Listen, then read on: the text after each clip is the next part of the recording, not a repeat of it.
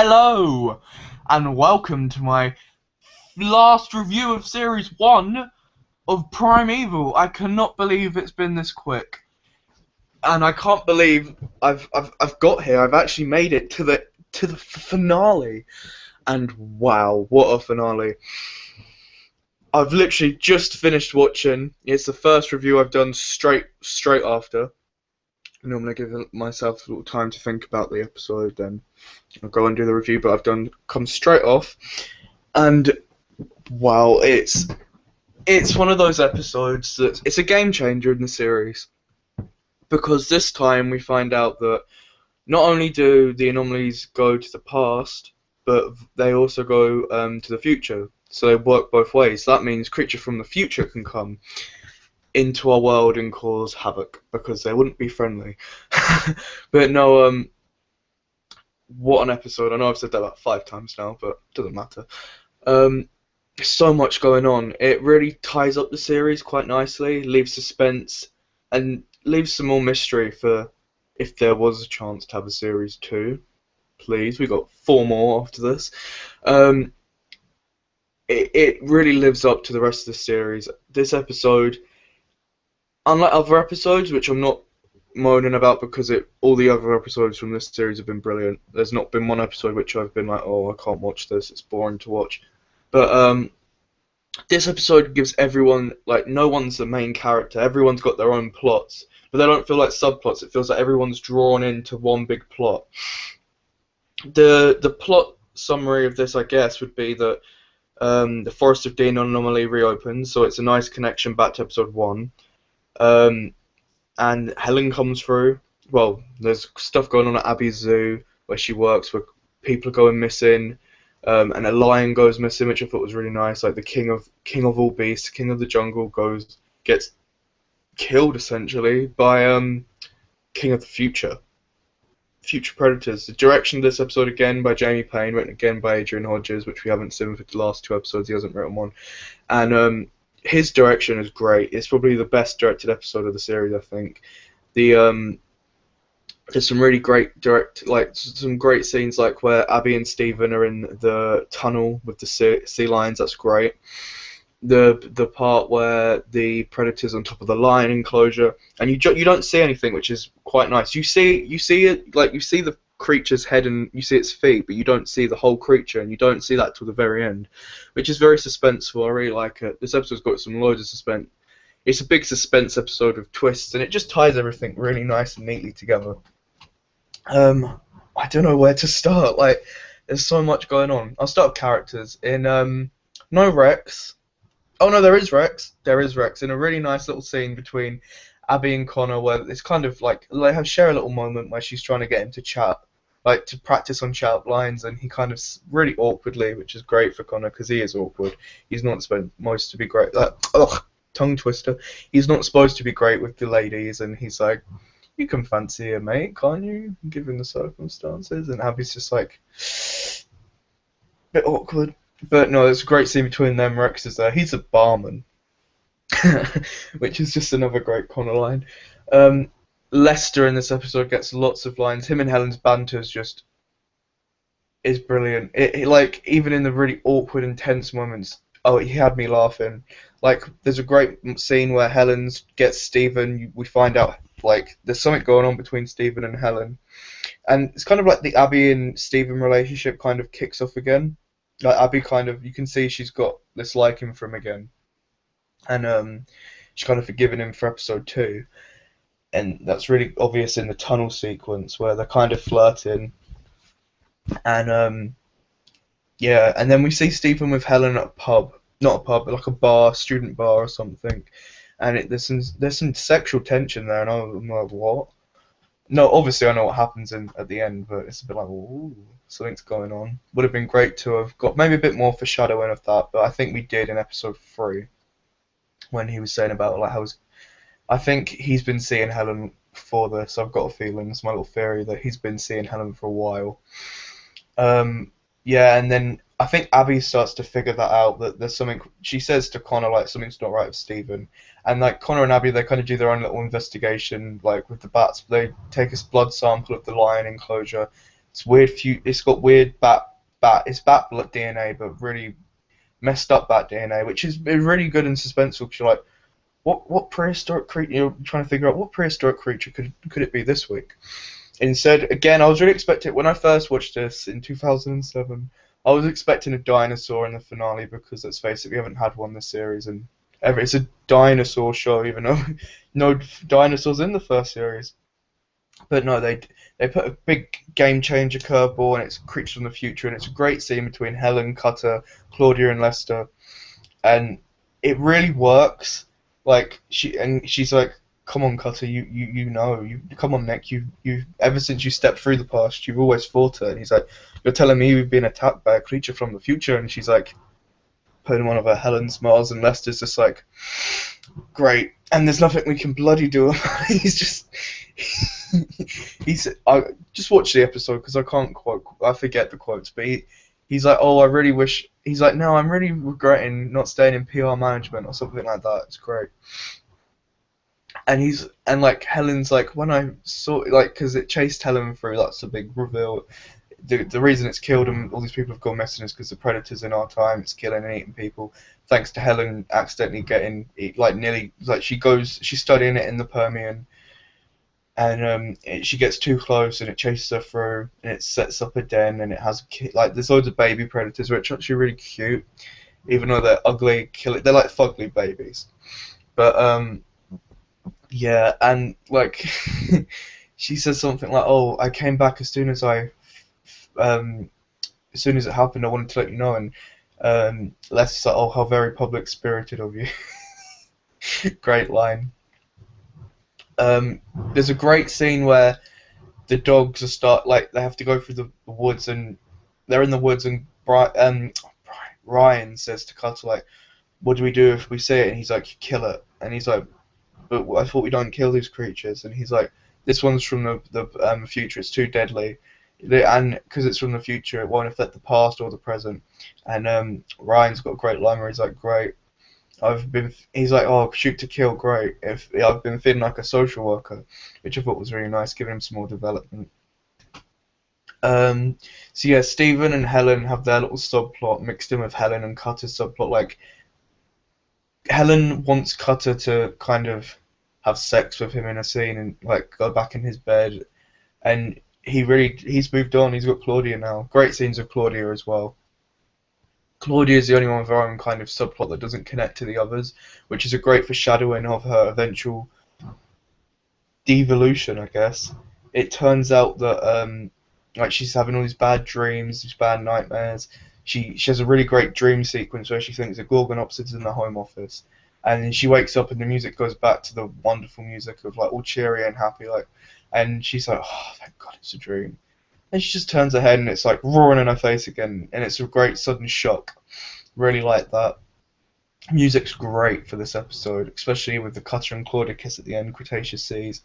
It's wonderful, and I love the way Claudia and Helen kind of had this rivalry, and they really don't like each other. But she saved Claudia's life, so Claudia kind of feels like she can't. She has like she kind of respects her a bit more, dare I say, a bit more respect between them. Yet at the same time, she's sleeping with her husband, and Helen makes a big point of that. And Claudia's like, "You left him, remember?" And I thought that was really bitchy, but great. The zoo setting's really good. Like I said, one of my favourite scenes is the Future Predator when you see it for the first time properly. And it's because there's some great run-in scenes of the Predator as well. Really creepy, the Predator. And it becomes the most iconic creature of Primeval. And I love the way it's the finale creature. It is the most iconic Primeval creature I know of. In fact, it's like Primeval's version of a Dalek from Doctor Who. Can't have one without the other. And it's a great introduction to it. The greenhouse scene with the first Predator dies is really iconic, I think, to the show. It's a great, powerful scene. But what was it? I'm rambling on. The scene where Helen and Abby and Stephen are kind of flirting. She's like, you came here for me, and he's like, well, you and the sea lions. I wouldn't want anything to happen to those guys. And the Predator comes through, and it's really creepy. I love the Predator in that scene. Um, I normally don't like it when they mix CGI with real life animals because I think it just you can go it looks really fake against living creatures, which is true. But in this episode, there's a scene with elephants and the predator and dogs, and I think the predator's CGI is phenomenal. It lives up to last week's episode. I think the CGI you can't flaw it because it looks so futuristic. It looks alien almost, and it's kind of like if you've seen the Predator films, it's kind of based on that, I guess. The whole like sees your heartbeat, its echolocation, like that weird sound it makes, like really weird, but it's awesome. Um, so yeah, I love the way it ties back to the first episode. I'm trying to think of what I've said. Yeah, and it basically all leads to this epic thing because like they've killed the mum, which actually turns out to be the dad predator. They they've got the box of babies, um, and that like they don't know what to do with them. And Lester's like, why don't we just kill them? And Helen's like, no, you can't kill them. They'll lead us to the future anomaly in the Permian. And then Cutter's like, no, we need to keep them alive. We need to go through, get a permanent person to basically go through, live in the past and watch this anomaly. Because if any creatures from the future go into the past, it could change history in ways we'll never know, which is great for shadowing. A really creepy idea that what if this happened before? What if the past changed and we don't know? What if like something terrible happens because of one little creature going into the wrong time period? And I think that really is a great concept, really creepy. Like time could change and we wouldn't know. And but he's like, then afterwards we kill them, which is really powerful coming from Cutter because last episode it was about him not wanting the pterodon to die. He really didn't want to kill the innocent. Like he feels like him and Abby. They're the only ones who kind of, I don't know. They kind of respect the creatures. Like they wouldn't. Not that Connor would want to kill them, but I think he kind of, yeah. Connor, Abby, and Cutter. They kind of have a mutual respect for the creature. They wouldn't. It's not their fault. They don't see it as their fault. They're just by accident that they're here. They don't want to kill people. They're scared. They base themselves on instinct, their decisions. So I really like that. I like how it kind of turns that Cutter actually wants these things to die because of how dangerous they are, and it adds a threat to the predator. Like they are, like even Helen hints that this could be the destruction of humanity, which I really like because it's not end of the world dramatic scale for the series finale, which some series might have done. It's just casual. It doesn't affect anyone else but the team itself. The team's really put through its limits here. And yeah, they go through the anomaly. There's a great moment where Claudia's like stuff professionalism because she kisses Cutter because she has a great moment where great couple of lines where she's like, "Don't go. I've got a really bad feeling about this." Probably hinting at the dream she's been having. Like she does like a bit where she looks in the mirror and she's an anomaly. And she's like, "Please just don't go. I've got a bad feeling about this," which is always like a foreshadowing. And he's like, "I'll be fine." And as he's about to walk through with Helen's kind of like rolling her eyes like that bitch. she ain't having my man. But Helen's trying to win her babe back into Nick so they can travel through the anomalies because she doesn't want to get lonely. But then like as they're about to go, Claudia walks over and just gives him a big old snog. And Cretaceous sees plays and it's awesome. And then Helen's just like, bitch please, with her mouth open like, I'm gonna kill your ass. But yeah, and then she walks back over to Lester, and Lester's like, "How very unprofessional! Like that wasn't very professional." And she's like, "Stuff professionalism," and she just like wafts her hair. And it's like, what a great ending for the character. Even though she does have a little scene where the female predator goes running back through the anomaly. She's like, "What happened?" But that's the last time we properly see Claudia, because we'll get onto that later. Obviously, I hope you've seen this episode before you watch this review. Not that I doubt many people will. um, then I'm sorry, I've only just watched it, so I'm trying to get it all in my head, like remember what I've seen. Then they go through the anomaly, and there's some great lines between Helen and like Cutter. It really shows that Cutter's moved on. He doesn't need Helen anymore, and Helen hates that because she wants to have the control over him. she wants to pick him up and drop him like a toy. She wants him to do anything for her because what's the fun if he doesn't?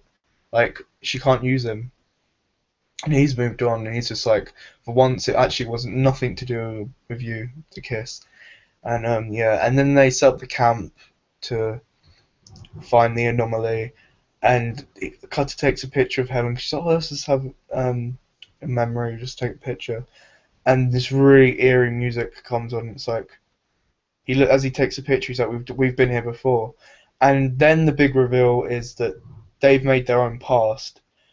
Because in episode one, when Tom, Ryan, and Cutter go through the anomaly, they discover that they've made they find this used camp, and it turns out that it was them. They're the intruders. There was a dead body as well, which really adds a suspense. She's like, oh my god, one of them's going to die. Who's going to die? And yeah, then the mother predator comes back, and she picks off Ryan's men one by one, until eventually she attacks and kills Ryan, which is really, really sad.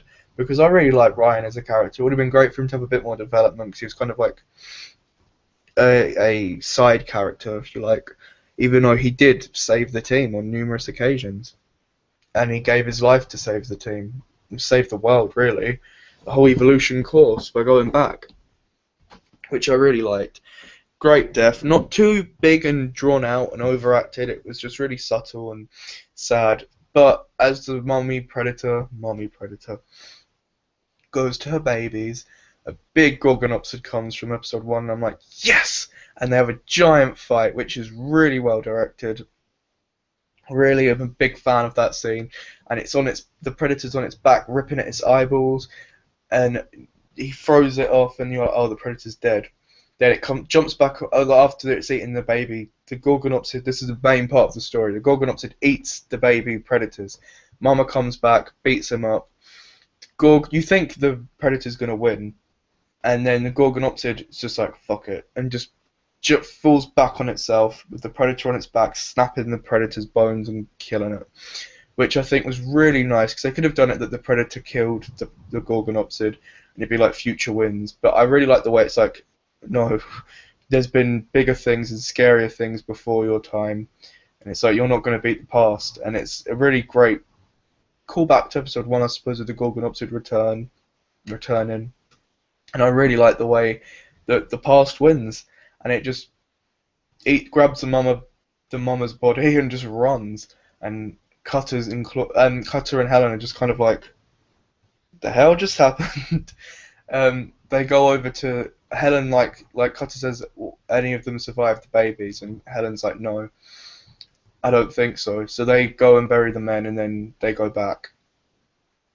Little do they know that 2 of the babies are actually alive, which is, I don't know if Helen did know that, but this is the reason why Claudius disappears, because those 2 creatures should never have been in that era. They probably bred, and it just mucked up the whole timeline, and evolution went wrong, and because of that, we don't have Claudia Brown anymore, which Cutter finds out after Helen's affair with Stephen is revealed. And you can tell Abby's kind of like, as Helen's being a big bitch because she's not going to get Cutter. She knows Cutter's moved on, and she wants someone to go with her. And Cutter's really digs at her whilst they're walking back about how all she wants is her future. She doesn't care about anyone else. She's selfish, and Helen's pissed. And you can tell she's just kind of biting her tongue, and she wants to do this big reveal back at when they get back in front of Stephen to not only get to Cutter, get to Stephen, and I presume she wanted to get to Claudia, but Claudia's not there, and it's kind of like a way to be like, fuck you, Cutter, if you're gonna move on, I've been doing it with your best friend for years when you thought I was dead. And it's really, that's when you see Helen, how twisted she will go. And Abby, as she's saying, Abby's kind of putting 2 and 2 together. She's kind of like, do you know what? I don't want you anymore. You can keep him. She doesn't say anything, but it's all in the eyes. Like, she's just kind of like, what a dick. I couldn't stop laughing when, like, it's big, like this big secret's revealed, and Cutter's like, what the fuck? And Stephen's like trying to apologize, and his face is like, shit. And Helen's just loving it all, just like, ha, you thought you got one back on me, well, I've got this. And Lester's just like, what an incredibly awkward moment. That had me in like tears. I was just like, "Oh, Lester, we love you." And then Helen, like Stephen won't come, and he says a really great line to Helen, which is like, "Do you know what, Helen? I forgot what a bitch you can be." And Helen's just like, "Fine, I'm not even gonna. You both of you are done." She just walks through back to the past, and then Cutter's just in shock, and he's just like, "Where's Claudia?" And I want to speak to Claudia. Where's Claudia? And they're like, Lester's like, I'm sorry, but I don't know anyone of that name. And he like grabs Lester by his shirt, like, don't muck around. Where's Claudia Brown? And they're like, we're sorry, mate. And then Stephen's like, I'm sorry, mate. I don't know who she was talking about. And they all just say like, we don't know who she is. He's like, you've been working with her for months. And she's like, they're like, nope. And he's like, oh god, something's gone wrong. And the way they've done it, the anomaly looks like it's actually like spreading past him. And you hear roars and stuff. It's like, oh, and he's like, oh god, and you're all like, what's he talking about? But obviously in series 2, episode 1, it's just that Claudia's gone. But it's really dramatic. You're like, what? That wasn't like that's not expect. You weren't expecting it because it wasn't a central part to the story. The whole Claudia Brown disappearing. If it was just a Helen affair and Claudia was still there and he walked off, that would have been a great finale. But with the twist that Claudia's gone, it's like, well, Cutter's got no one now, and it's just backfired on him, and you really feel for him, and it's just like, bring on series 2, and that's my attitude to this episode. Bring on series 2. Great episode, 10 out of 10. Please like my video. Please watch the rest of the series if you've only just watched this one. It's a great series. Watch the rest of my reviews as well. Comment down below if you disagree or agree with me. And thank you for watching. I've enjoyed this series. I'm going to be putting up my ranking of the series in the playlist of this, as well as my favourite creatures from this series. Okay, thanks for that. That was a fun episode to watch, and I really enjoyed it. And thanks for watching. Allons-y.